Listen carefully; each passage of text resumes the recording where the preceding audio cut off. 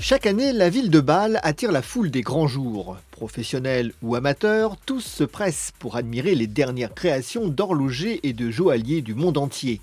Géants du luxe, horlogers ou joailliers indépendants, marques grand public, tous se sont donné rendez-vous en cette semaine de printemps à Bâle.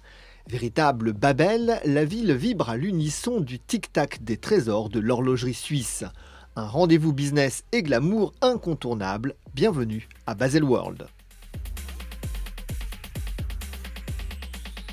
Dans la mouvance du lancement de l'Apple Watch, l'horlogerie suisse s'est calée sur un nouveau fuseau horaire, celui des montres connectées. D'aucuns prédisent un nouveau raz-de-marée sur cette industrie secouée pendant les années 70 par la déferlante du quartz. Elle semble cette fois-ci bien décidée à réagir. Après le lancement d'une montre horlogère connectée par Frédéric Constant, les annonces se multiplient. Tag Heuer ou encore Swatch annoncent la sortie de produits connectés avant la fin de l'année. Tout comme Breitling, elles sont décidées à capitaliser sur leur environnement. Pas question ici de proposer un smartphone à porter au poignet, la montre doit apporter des fonctions spécifiques. Spécialisée dans les instruments horlogers pour pilotes, Breitling présente une montre dont les fonctionnalités sont clairement dédiées au pilotage. On a par exemple une fonction qui est assez utile pour les pilotes.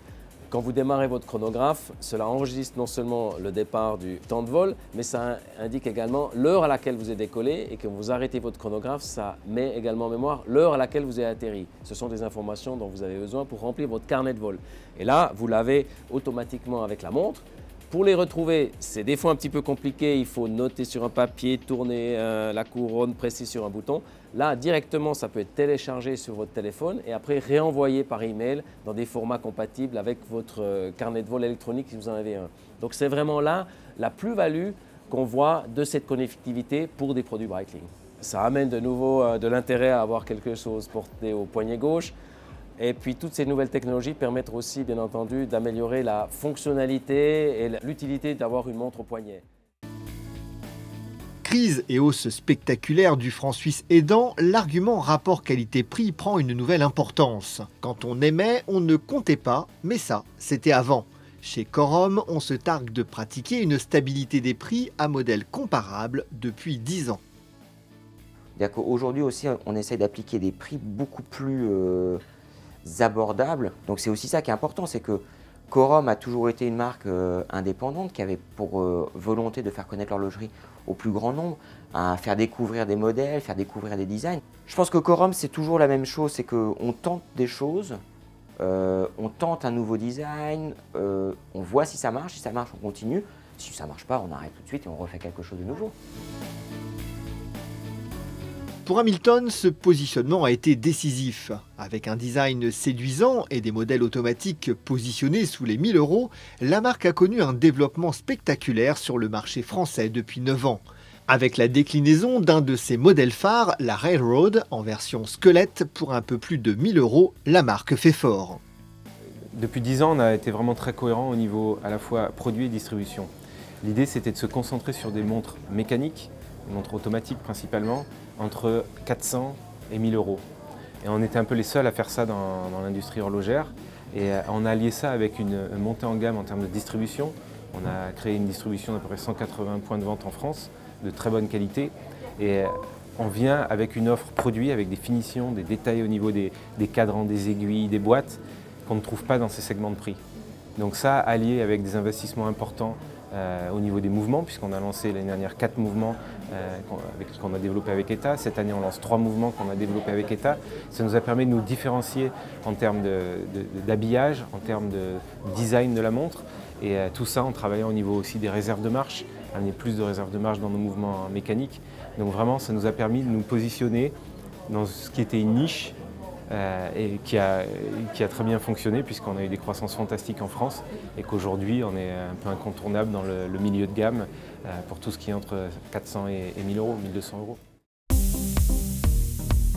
Même combat chez Tissot qui propose un beau panel de nouveautés. Si la marque a communiqué largement sur son modèle T-Touch, elle se distingue par une nouvelle collection Chemin des Tourelles qui capitalise sur son héritage ainsi que par des modèles vintage aux belles finitions.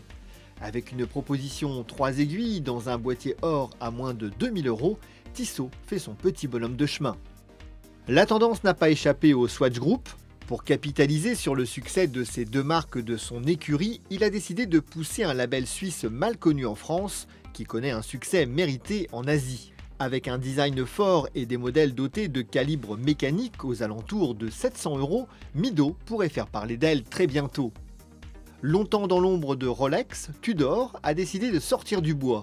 La marque dote la North Flag et la Pelagos d'un nouveau calibre manufacture, une première pour la maison. La maîtrise du coût de production a été au centre du développement de ce mouvement qui devait augmenter la valeur du produit sans en faire flamber le prix. Mais n'oublions pas qu'une montre ne sert pas qu'à donner l'heure. Un garde-temps doit faire rêver, les complications poétiques, l'imagination et la démesure restent un terrain d'expression privilégié pour les horlogers qui ont avant tout une histoire à partager. Jacques Hédro capitalise ainsi sur son savoir-faire en matière d'automates, spécialité de Pierre-Jacques Hédro depuis 1738, et sur une proposition de cadrans originaux qui invite à une autre lecture du temps. La grande seconde s'enrichit cette année d'une complication subtile qui parle aux amateurs, la grande seconde morte.